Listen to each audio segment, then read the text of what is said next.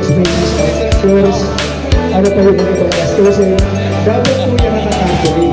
Hindi pagdating po ng generation mo, hindi na natagpo natin magkano yung gastos na buwan, magkano yung gastos, magkano Susunod na lang.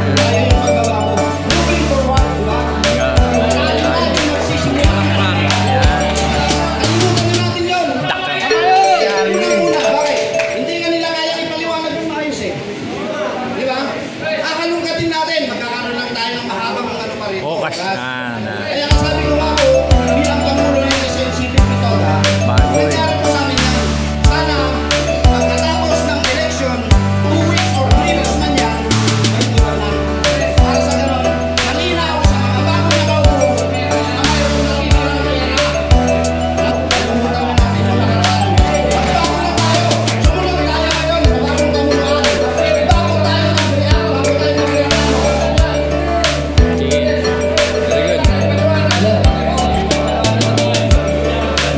Tanong lang.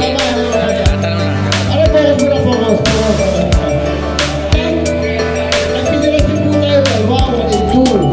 May tusilero ng 1, may tusilero ng 2. Kasi overall, 20% lamang. Kita nyo, 20% lamang ng 200 ang mapupunta sa UPC overall. Pinaplasman. May buwa maniniwala na ang tusilero overall, si Eddie Maracot hindi man nakakawak ng mundo.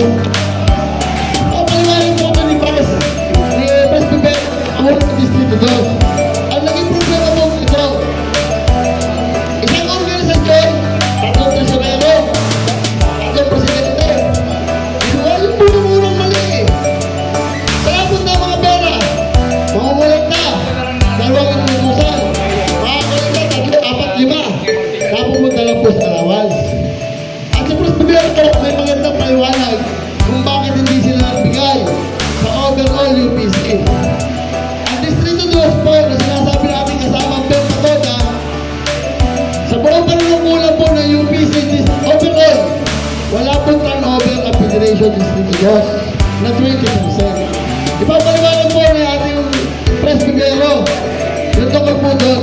Ang dahil po huwag niyo po sisihin yung UPC overall repressment.